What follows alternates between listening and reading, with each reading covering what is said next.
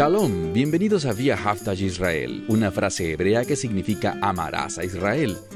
Esperamos que se queden con nosotros durante los próximos 30 minutos, ya que nuestro maestro, el Dr. Baruch, nos compartirá una enseñanza expositiva de la Biblia.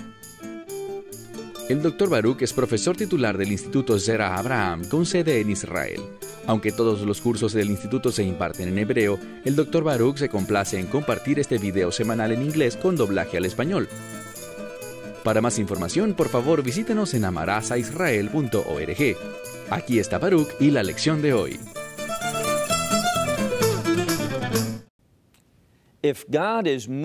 Si Dios se está moviendo en tu vida, experimentarás cambios. Experimentarás un cambio de justicia que hará que tu vida refleje más la voluntad de Dios. Y el cambio final que Dios hará en su creación es un reino. Hemos aprendido que el reino de Dios se desarrollará por etapas. Las dos etapas principales, como explicamos la semana pasada, la primera es el reino milenial, en el que el Mesías Yeshua, el Cordero de Dios, el León de Judá, reinará por 1000 años, desde la ciudad santa, Ir HaKodash, Jerusalén, la ciudad santa, Jerusalén. Sabemos que después de ese período de 1000 años, habrá otro elemento de juicio, y luego la etapa final del reino de Dios, que es conocida como la Nueva Jerusalén. Allí es donde nos enfocaremos durante las próximas semanas. Dicho esto, tomen sus Biblias y lean conmigo el libro de Apocalipsis, capítulo 21. Este capítulo se inicia con una información muy importante. Lo que leemos no debería sorprendernos porque el Mesías Yeshua nos enseñó que este cambio ocurriría. Entonces, miren por favor el verso 1. Juan hablando dice, «Miré y vi un cielo nuevo y una tierra nueva, porque el primer cielo y la primera tierra habían pasado».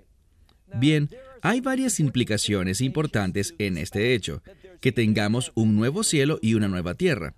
Pero antes de hablar sobre estas implicaciones, permítame compartirles algo que sucedió ayer. Estaba hablando con un grupo de personas y el tema de conversación era el cielo. Y una persona dijo, «Allí es donde pasaremos la eternidad». Pero no es verdad. Lo que dice la Escritura es que habrá un nuevo cielo y una nueva tierra, porque el primer cielo y la primera tierra pasarán, ya no existirán más. Noten algo más. Como les comenté, existen ciertas implicaciones. El Mesías Yeshua enseñó algo en el libro de Mateo, capítulo 5, cuando hablaba sobre la Torá.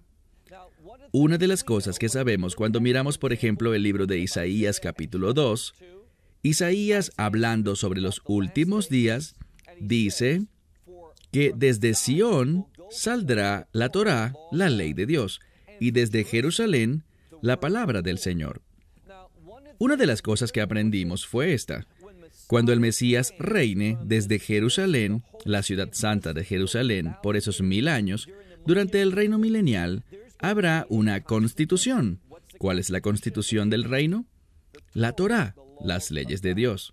Él gobernará, recuérdenlo, Él gobernará con esa vara de hierro y gobernará de acuerdo a la Torá.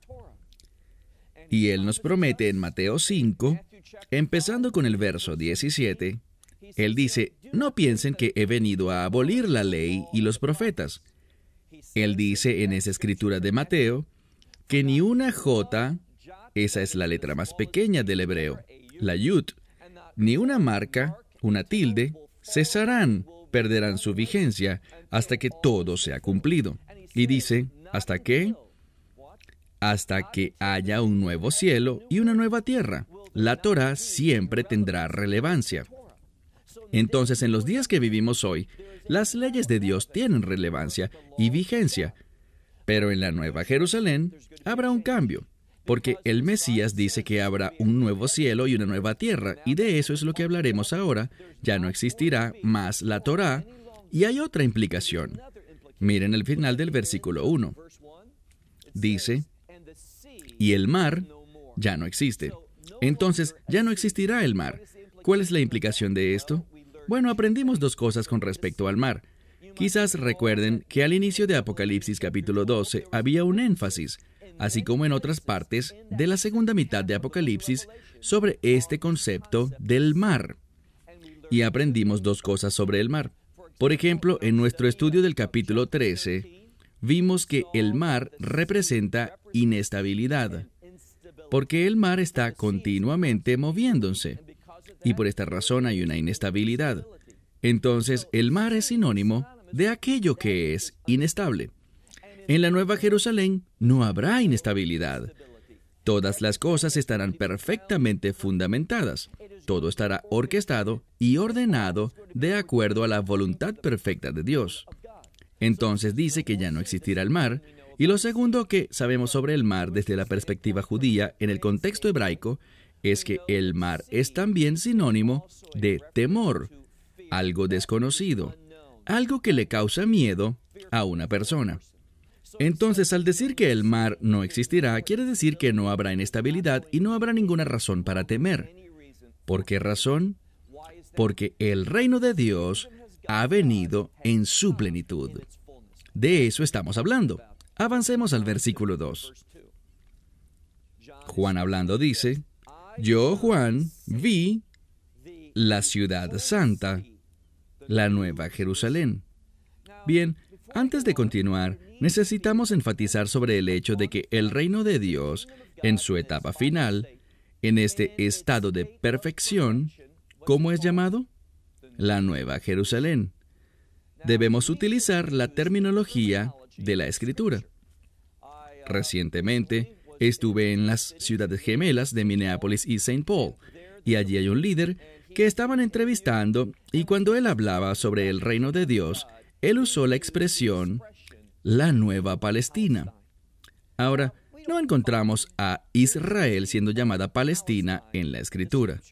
Verán, si somos personas que tenemos fe en el Dios de Israel, si somos personas que creen en la perfección de este libro, la infalibilidad de la Biblia, si somos personas que estamos bajo la autoridad de la Escritura, debemos usar los términos bíblicos.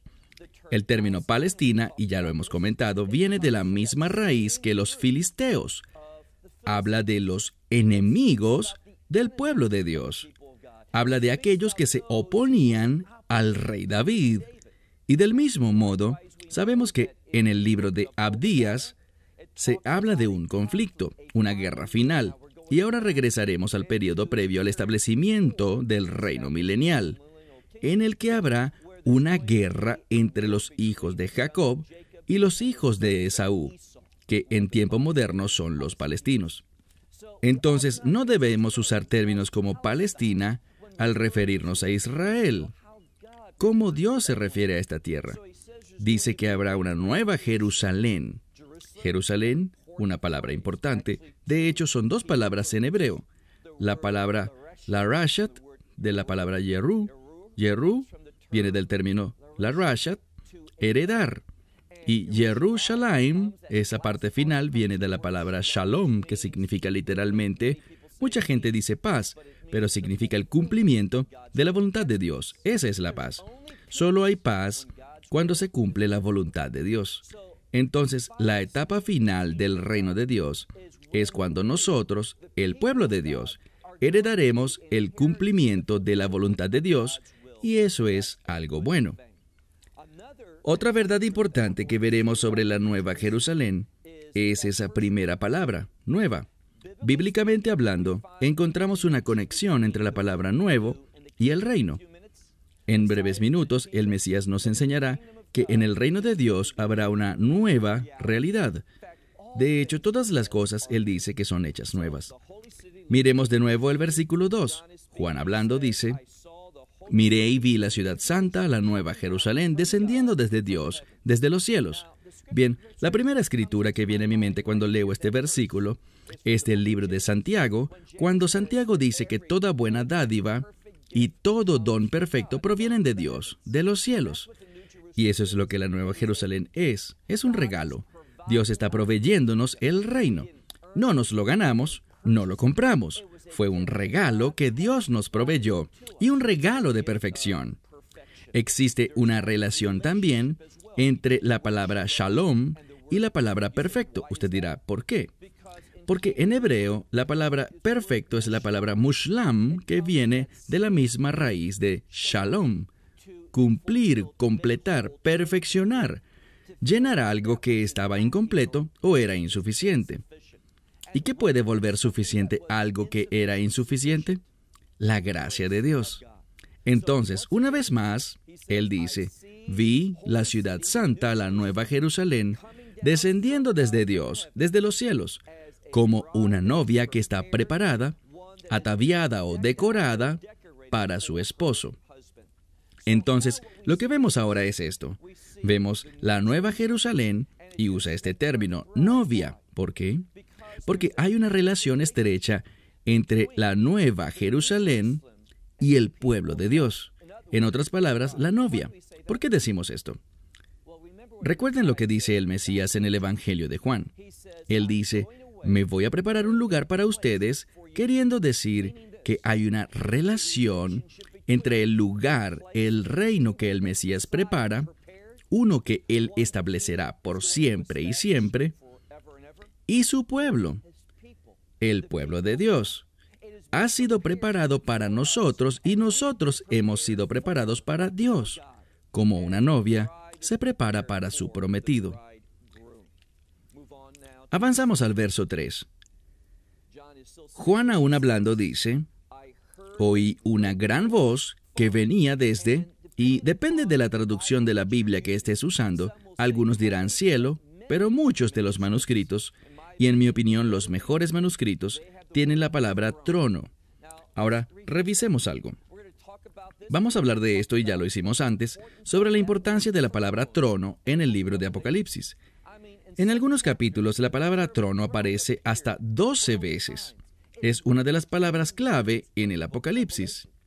Entonces, lo que encontramos es que Juan escucha una gran voz que viene de los cielos, pero quizás más específicamente desde el trono, diciendo, he aquí, el tabernáculo de Dios está entre los hombres, y Él habitará entre ellos. Bien, detengámonos un segundo. Lo que descubrimos sobre cómo la Escritura revela al Mesías de forma tan frecuente en el libro de Apocalipsis no es como Mesías, ni como Rey, ni como Salvador, ni como Señor, pese a que Él es todas esas cosas. Pero la forma favorita de la Escritura en el Apocalipsis para referirse a Yeshua es como el Cordero, y con frecuencia como el Cordero que fue inmolado. ¿A qué se refiere la palabra Cordero? Ya lo hemos visto. Cordero tiene que ver con redención. Entonces ahora veremos, y este es un pasaje clave en este capítulo 21 del libro de Apocalipsis. Vamos a ver de lo que se trata la redención. Y existe una relación entre el concepto de redención y la intimidad con Dios. Tener una relación con Él. Entonces, ahora entendemos el propósito de Dios. Si le preguntáramos a un rabino jasídico, ¿cuál es el máximo deseo de Dios? Bien, Dios, Él está completo. A Él no le hace falta nada, ni necesita nada. Pero si le preguntaras a un rabino, ¿qué desea Dios? Él te dirá en hebreo, dirá Beit Tachtonin, que significa una habitación en el mundo inferior. Eso quiere decir en nuestro mundo. ¿De qué se trata esto? Lo que Dios desea es habitar con nosotros, íntimamente. Lo que encontramos en este pasaje de la Escritura es que Él está haciendo una proclamación a gran voz desde el trono del cielo, que dice, he aquí el tabernáculo, es decir, la palabra para el lugar de la habitación de Dios está con los hombres, Él habitará en medio de ellos. ¿Cómo sucederá esto? ¿Qué le permite a Dios, a un Dios santo, a un Dios perfecto, a un Dios que no miente, un Dios que no puede corromperse, un Dios que no está asociado ni tiene conexión alguna con el pecado? ¿Cómo puede Él habitar con pecadores? Como dijo Isaías, ¡ay de mí, que soy pecador y habito entre gente pecadora! Dios viene, no son buenas noticias porque seremos destruidos, pero hay una solución. Existe una salida para este problema. ¿Y cuál es? Es una palabra, redención. Y ahora cuando miramos al final del verso 3, lo que encontramos es lo que un rabino diría que es la definición de la redención. ¿Cuál es la definición de la redención? ¿Cómo deberíamos entenderla? Aquí está. Porque ellos serán para mí por pueblo, y Él será para ellos su Dios. Eso es lo que es la redención. Ese es el resultado. Que los hombres que eran pecadores puedan habitar con el Santo Dios por medio de la redención. La redención es una compra. Es un precio que es pagado con la misma sangre. ¿La misma sangre de quién? Esa es la razón por la que el Mesías con tanta frecuencia que es llamado el Cordero, Cordero inmolado, que derramó su sangre para que podamos tener lo que encontramos en el libro de Hebreos capítulo 9, es que Él compró para nosotros una redención eterna. Esas son buenas noticias. Así que en muchos lugares de la Escritura lo que encontramos es una definición para la redención, que es que nosotros nos convertiremos en el pueblo de Dios y Él será nuestro Dios. Entonces, se ha comunicado de diferentes maneras esa misma verdad a lo largo de toda la Escritura. Él será nuestro Dios y nosotros seremos su pueblo. Ahora avancemos al verso 4, y en el verso 4 vemos el resultado. Por lo cual deberíamos estar interesados, por lo cual deberíamos estar apasionados, lo que debería emocionarnos sobre el reino de Dios. Miremos el verso 4. Y Dios enjugará toda lágrima de sus ojos, y ya no habrá muerte. ¿Qué está diciendo aquí? No habrá más sufrimiento. ¿Por qué? No más muerte. Aprendimos en varias ocasiones que hay una conexión entre el concepto de muerte y el pecado. Entonces, cuando la Escritura dice que no habrá más muerte, lo que dice es que no habrá más pecado, no más sufrimiento. Sigamos leyendo. Descubrimos también en el verso 4 que dice, ni más duelo, literalmente el término es llanto o gritos. No habrá más dolor, no más llanto. No habrá nada más negativo. ¿Qué más dice? Dice al final del verso 4, porque estas cosas pasarán porque ellas son las primeras cosas. Estas primeras cosas que son sinónimo de esta era, este mundo, como resultado del pecado original. Pero como ya no habrá más pecado, estas primeras cosas tampoco existirán. Ahora miremos el verso 5. Y el que está sentado en el trono dijo, he aquí, dice, yo hago todas las cosas, y ya deberías saberlo, Él hace todas las cosas nuevas. Entonces, aquí hay una referencia, recuerden, esa palabra nuevo debe ser vista como una referencia al reino de Dios. Cuando dice, haré nuevas todas las cosas, habrá algo nuevo, como se dice en hebreo, mitziut hadeshah, una nueva realidad. Y más que una nueva realidad, una que nuestras mentes no pueden ni siquiera imaginar. Será algo tan nuevo, y en este concepto será nuevo y diferente a todo lo que podamos percibir en este mundo. Habrá algo a lo que hicimos referencia al inicio de nuestro estudio. Habrá un gran cambio, un cambio justo, santo, un cambio perfecto que se producirá y que se conoce como el reino de Dios. Seguimos leyendo el verso 5. Y me dijo, escribe estas cosas porque son fieles y verdaderas. Y me dijo, hecho está, yo soy el Alfa y la Omega, el primero y el último, el principio y el final. Ahora, él dirá esto en un par de ocasiones distintas. Y lo que quiero que entiendas sobre esto es que resulta significativo que él diga Alfa y Omega. ¿Qué es eso? La primera y última letras del alfabeto griego. Entonces, lo que vemos aquí es que él se está asociando a sí mismo con la palabra de Dios en su plenitud, a través de letras que infieren revelación. Entonces, él dice, yo soy lo que toda la creación, cada cosa que ha existido, esta es la sumatoria, conocerme a mí, entenderme a mí. Él dice, soy el primero y el último, el principio y el final. Y si lo cuentas, hay 6 cosas que él dice sobre sí mismo. Alfa y Omega, primero y último, principio y final. ¿Por qué 6? Porque el 6 es sinónimo del concepto de gracia, de amor y de bondad, de la misericordia de Dios. Entonces, lo que busca decirnos es simplemente esto. Es a través de la gracia de Dios que todas las cosas son hechas nuevas. Déjame decirlo de nuevo. Es por la gracia de Dios que el reino puede hacerse una realidad, y el reino será una realidad. La pregunta es esta.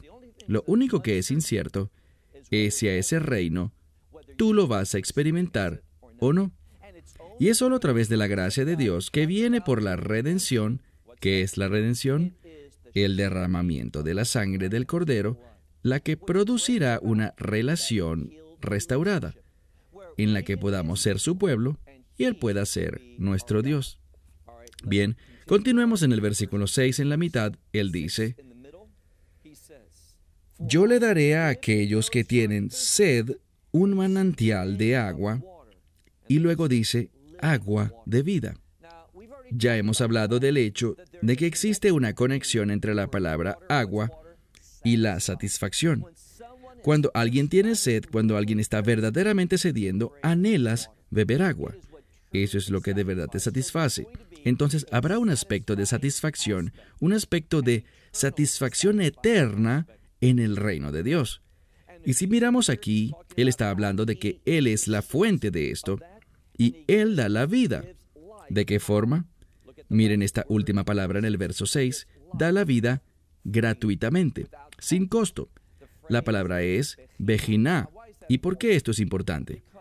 Porque lo que esto es, recuerden, ya lo hemos dicho con frecuencia, el libro de Apocalipsis en repetidas ocasiones toma versos, conceptos, frases, oraciones de los profetas.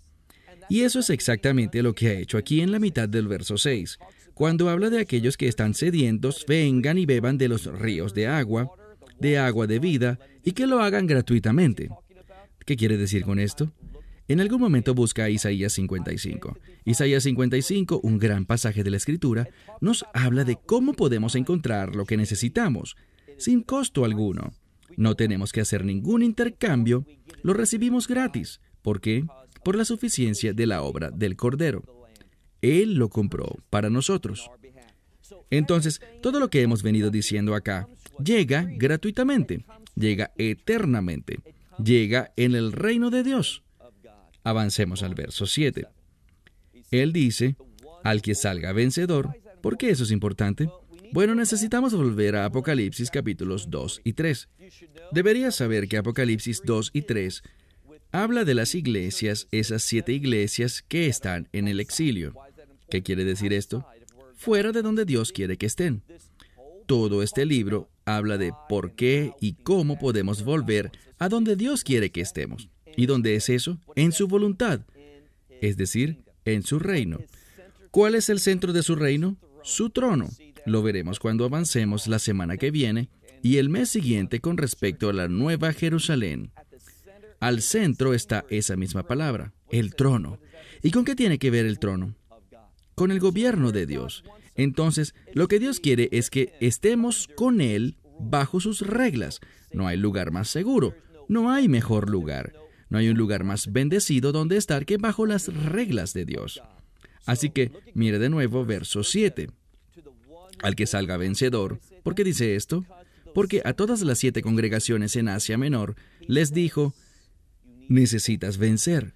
El que salga vencedor, le habla aquí a creyentes, verso 7. El que salga vencedor heredará todo, porque yo seré su Dios. Recuerden esa definición de redención. Encontramos lo mismo aquí, pero con un cambio.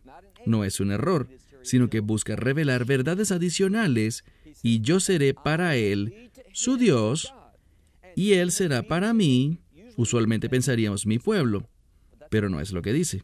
Dice, él será para mí un hijo. ¿Por qué hijo? Una de las definiciones del término hijo, desde el punto de vista bíblico, es heredero. Entonces ahora no nos llama sirvientes, aunque lo somos, pero tendremos en el reino de Dios un nuevo estatus. Ya no solo sirvientes, sino sus hijos. ¿Por qué? Porque heredaremos todas las cosas, todas sus promesas. Entonces aquel que venza heredará todas las cosas. Seré para él su Dios, y él será para mí un hijo.